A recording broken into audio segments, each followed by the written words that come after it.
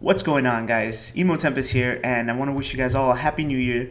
I'm back. I know I took a little break there after the holidays. I probably should have let you guys know what I was going to do, but honestly, between work and all the celebrations and just a lot of things, I never came out to. I never really had time to sit down and do this. But I am back. This is going to be another year of Final Fantasy for us. We have a lot of things to talk about, and a lot of things to look forward to. So far, we have Opus 11 on the horizon in a month and a half. Next week is the reunion, which I'm excited to go and see everybody at. And yeah, just a lot of cool things for the game anyway, just to keep us going. So first things first, things I want to talk about as we go into this new year. Let's really just take a quick look at the top decks and stuff that we should expect really for from now until February 22nd, I think, something like that. I think February 19th or 20th is when the next set comes out. Um, and so we should be well prepared for anything going on here. The top decks, obviously Rampier, one of them. This combo here is pretty simple, but it's been used a lot. I haven't seen a lot of things on FFTX changing so much. There have been little interesting things popping up here and there, but nothing serious. There also hasn't been any major events, and obviously we know that this is kind of like an off season. We're in the off season for us right now as a community. So there's people aren't sharing a lot of stuff, right? And so with that being said, this deck is very strong. It's probably one of the better contenders at the moment. Fusoya as both removal and sort of an engine, Rampier as bringing out Shantoto right here on the end. Shantoto also being able to disrupt or swarm. The board is very strong. The deck uses Renoa and like ways to break Rampier, and it's just really frustrating. They throw in Felthanos too, which kind of just shuts down a lot of the decks we're used to, like Fire Ice and sometimes Lightning and any other things like that. So this deck is very versatile. It's very good. It does have its weaknesses and stuff, and it's you're not always gonna. You might color lock yourself. I know it's kind of designed to kind of not do that, but it is still a possibility. The deck doesn't always, Fusoya doesn't always kill, and then sometimes effects won't go off. Like a lot of these things really depend on if your opponent doesn't have a way to stop them too, right? But then again, it's always which one you have to pick your poison, right? Which one of these to prevent or not to prevent. But all in all, it's a very strong deck. We can honestly expect Rampier to go well into the next format, like Opus 11. I know we're getting a lot of 7 stuff and a lot of 7 support, but Category 11, this card alone is going to kind of keep it afloat. So Rampier as a deck and as an archetype, if you will, is going to stay strong. So expect that going forward. Next, obviously, is the Windwater.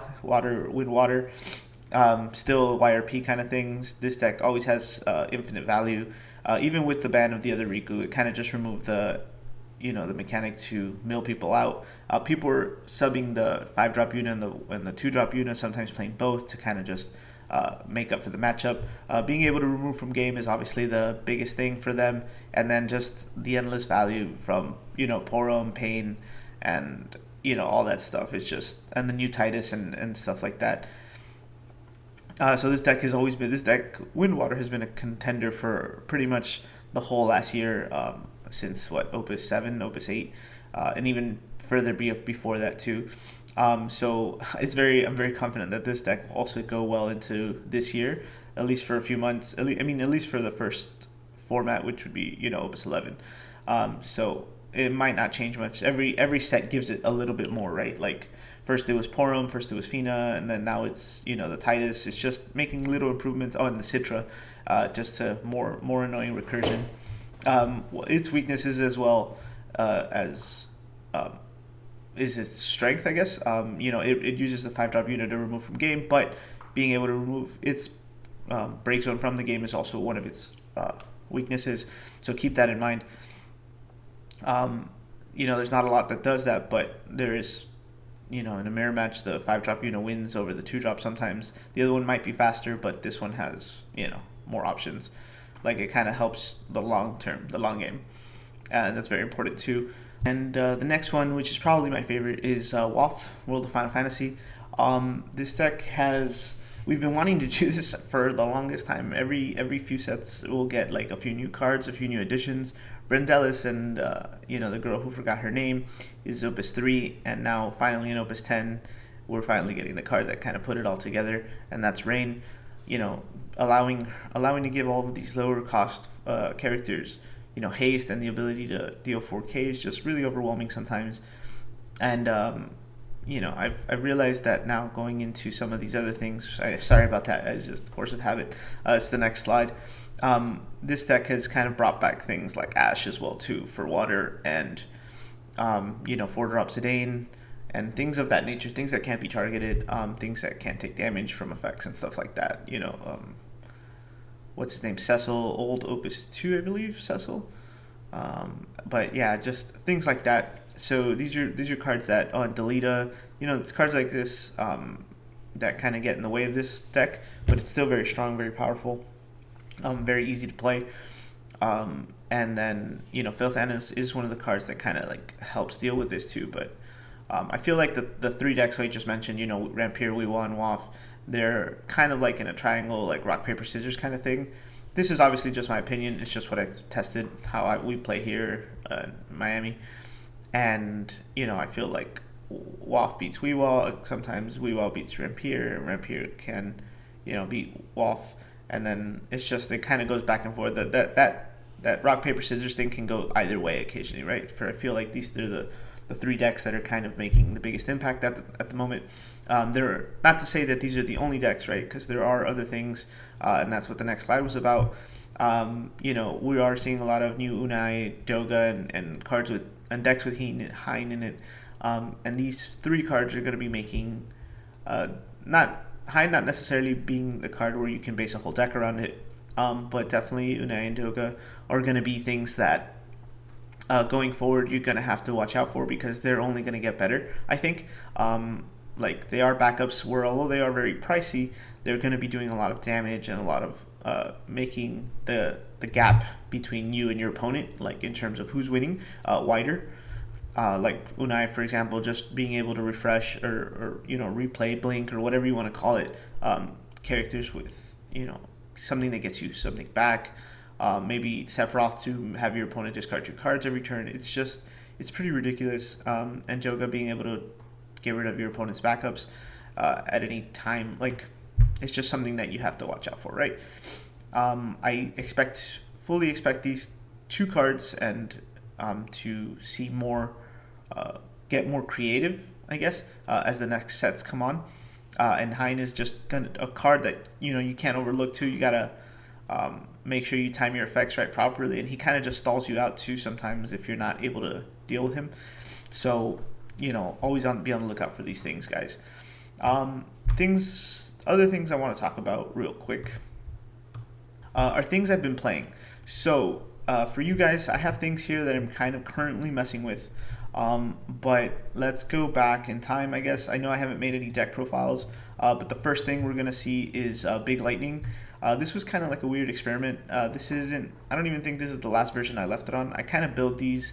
I don't know how you guys are on FFTX, but me personally, I build these and I kind of just to put the ideas down, and then after this idea is created, I will put it together and play it, and as I go I start taking cards out of it, right? Like, I start making adjustments. So as you can see here, originally I had Triple Garland, Fordola, and Sakura and stuff like that, but eventually Garland and Fordola made their way out, and then we just added more interesting stuff like the new 4-drop Null, and I can't remember everything else, honestly, but it's so the simple concept was big backups and big forwards, and just drop Phil Thanos as quickly as possible.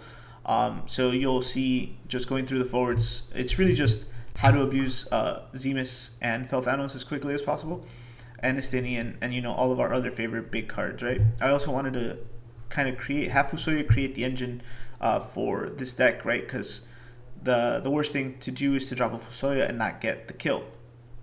right? So we have, Sid Previa, X-Death, even Ramza. Aldo was a great addition to Lightning, I think. So we did this to make sure to search whatever piece we needed. It's pretty much like first turn or, turn 2 or 3, drop Aldo, search Usoya. Once we're at 3 backups, we're set to go. And then that's how we kind of like move into the rest of the game. Cards like Sage and Lid is just recursion the whole day, right? Because you can effectively pop a backup with a $4, if you will, or realistically, it's the Cane, right? And the Cane will just make space, and you can start playing these cards again. Obviously, the King of Burmecia to search the Cane, or the Estinian, Lulu to give him more power, Duke to search the Knights. At this point, it was the Garland and the Ramza. It's just a little more ramp up, but I think later we also added the other Ramsas and stuff like that. So and Gramis to search Felthanos. That was really the thing, right? So if we had already played Aldo for Soya and we weren't there, we would Gramis to search Felthanos. So the deck worked the theory was solid, right? And the deck worked. Obviously, you have Bahamut Zero and Ramu here for big cost spells, also to stay on theme for the big cost cards. The only thing is, eventually, I just felt like it was missing something, and then I kind of let the idea go. Like I moved on to other things, right? But this was probably what I started with Opus 10. Next was you guys saw Fantastic. So those who saw my end of the year thing, my Nationals post read, I kind of wanted to keep going with this a little bit. I made changes. I kept the reins, and we tried adding the FFBE SIDS, the Dash, and we definitely used Kyle to Chival, or however you guys want to say it, to bring back the Bahamut Zero's endgame. The deck is still pretty good. I haven't gone back to it since. I think I made this 1 week, and it played the same. I didn't like Dash, honestly. Dash is very passive, and the FFBE, the Sid is similar. This is not a control deck, so this doesn't work. This is like an aggro deck, so playing cards like them didn't work. So this deck didn't change too much other than this backup. And then again, I just moved on. This is what happens, right? I'll play a deck for a week or two. I usually carry 3 with me at a time. For the most part, it's always Water and 2 others. And so this was one of them for a little while. And yeah, we just really moved away from it eventually. The next one, I believe, was Ice Earth 11. No, this is the wrong one. It's Dark Ice Earth 11, right? So the main concept here was to try to find a way to utilize the searchers and kind of how to like abuse Camelot and the new Eldnarsh and stuff like that. So we also threw in Unai in there. And pretty much it's Star Sibyl, right? To get you to your 11 characters, you can go into the Evnoil, the Goomba, and then obviously Cam, Eldnarsh, and those would be your main choices. Just kind of like the main engine, and it also helps you drop, your Ultimecia, your Reagan, your Kuja, and stuff like that. And then I threw in the Sephiroths and the Nidhogg for a lot of fun. And I will be honest, eventually, and then low cost summons, right? So Titan, which is probably one of my favorite heroes from Opus 10, the Hex and the Kusiths. I threw this Hecaton here just to kind of like destroy more backups. I eventually switched this out for another Kusith. And so the main thing was eventually get one of these guys out, and then just kind of like help spam them with an eye. We also played the Renoas there for that reason. I'll tell you what though, I only did it once, and when he watches this video, I'm sure he'll make a comment. One of my locals here, I was able to Sephiroth blink him 3 times in like 2 turns, I think, or I summoned it, then I blinked it, and then on the next turn I blinked it again. So I broke 3 of his backups, and that kind of really just crushed him. It kind of just really took the game away, and it was really brutal. But it was awesome, right? And then I also did multiple Nidhoggs. This is obviously different games, but like being able to flip or blink any of these guys is dangerous, and like a late game blink for an Ultimecia is fun too. But yeah, so this deck has a lot of enter the field abilities just for searching or dulling and stuff, and being able to have Reagan recur some of these other guys is also fun. So this deck works really well. Actually, it was probably the one I played for the longest, 3 weeks, I think, 3 or 4 weeks. I had it with me, and yeah, it's good. And then I just moved on again, like always. But these are quick rundowns of the things I've been playing. The next one is, so I guess before I go on, actually, I want to say if you want more, details on any of these decks, like a more in-depth thing, I'd be happy to, show you. Just go ahead and leave it in the comments below. The next one is obviously WAF. I don't even think I have a WAF. Oh no, I have Top WAF here build. So this is just, I don't know if this is the latest version either. No, this is the first version actually. So, this is pretty simple. Seraphi's Heathens. I love this combo. Once I saw this happen to me, people drop Seraphi turn 1. I'm like, okay, that's fine. I remember that combo back in the day. But then it's like when they do it with Mist Dragon now, it's even more absurd. So I love that. This had a wall in it for extra damage on dual targets, and just to keep things upright for a little bit longer. And I also hate like dealing with EX burst in a deck, like in an aggro deck like this. So he was there. I eventually cut the wool. And then people were playing nail. Whereas I do like the nail. Every time I played it, I would always flip backups and like other stuff. So I'd lose a lot more, and then it would kind of leave me in a worse position. So I took that out. I feel like Titan is a very good card in this deck for lots of reasons. The 4 effects that it does. Again, this is probably one of my favorite heroes, if not now my new favorite Earth Summon for to play.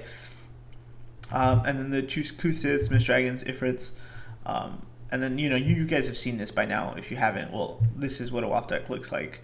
I think I'm up to 3 Brandelis now. I took out the nail. I'm testing summons, so like I'm down to 2 Ifrit. I still have 1 Titan. I think I brought up Cabranth to 3 now.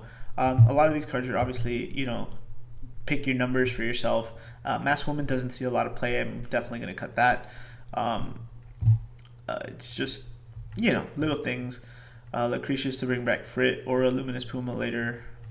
The deck, again, I was just talking about how the deck is pretty fun and like it does its own things. It's pretty simple. Where it is, what it is in its simplicity, it's really like high level control too, in my opinion. Just being able to like, shoot things and deal with how your opponent blocks. So that's really good. There's also like an ice. I think I made an ice fire version, which I don't believe is here. No, it's not here. But that was fun for a little while too.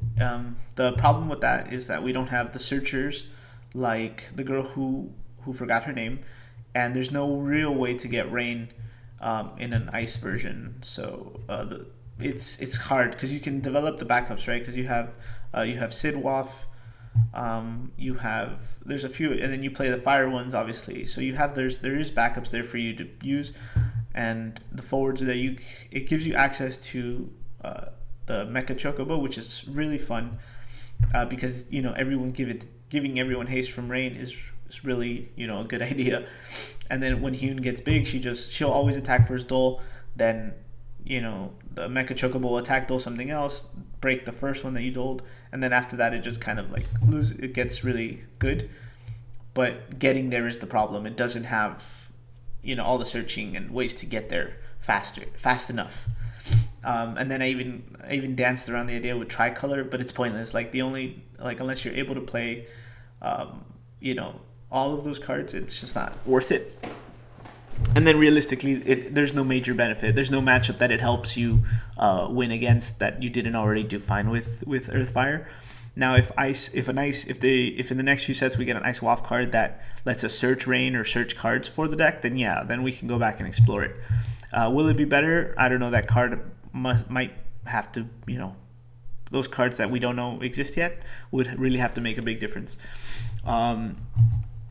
And then I think the last thing that I'm doing is, there were some other things here that just, I tried ice summons, mono ice summons. This was like my last experiment. I did this, cheap blinking stuff and being able to, to Genesis Avatar because ice has a real problem with Felthanos at the moment. At least I found without Vayne, without Zalira, there's not much, and then like Sephiroth and Orphan, there's not much the deck can do. So I wanted to try to do, the Avatar for board wipes and stuff like that. Obviously with Renoa and Unai. But the Unai thing's a problem too, right? Because if Fail Thanos is out, and then like you have to play one of these, then it gets negated anyway. So it's, I don't know, man. It's just hard to deal with that guy if you're playing ice or fire and stuff like that.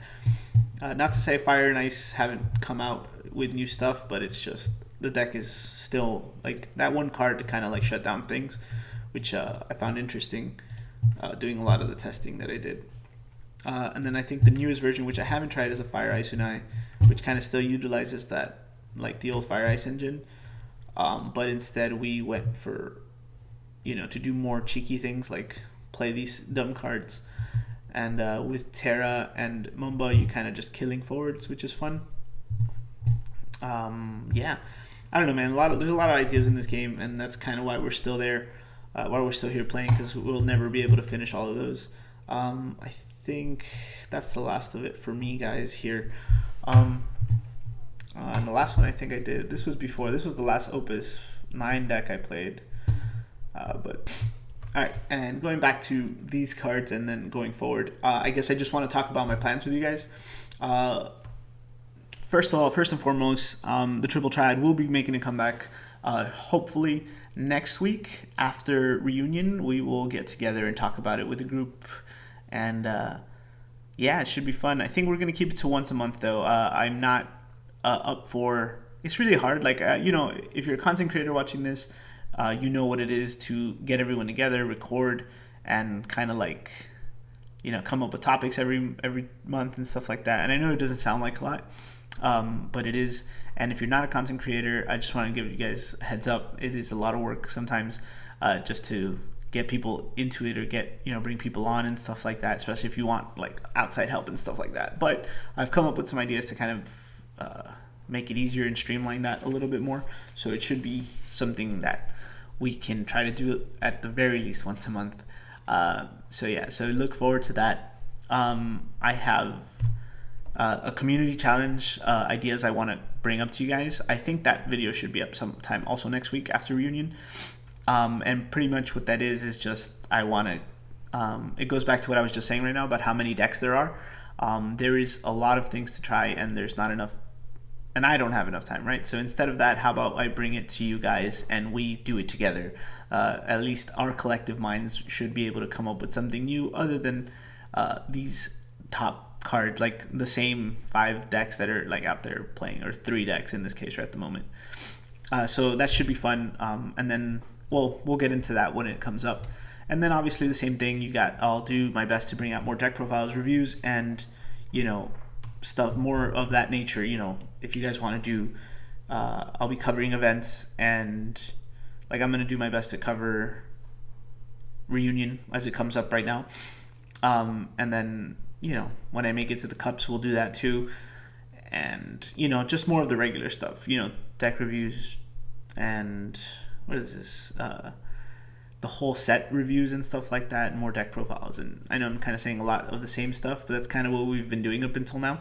And so I'm going to try to keep that content coming as well. Thank you guys for all of you who've subscribed to me all last year and the year before that. It means a lot. So we'll be doing more stuff hopefully this year. And yeah, if you have any questions about any of this stuff, please leave a comment below. And yeah, I'll see you next time.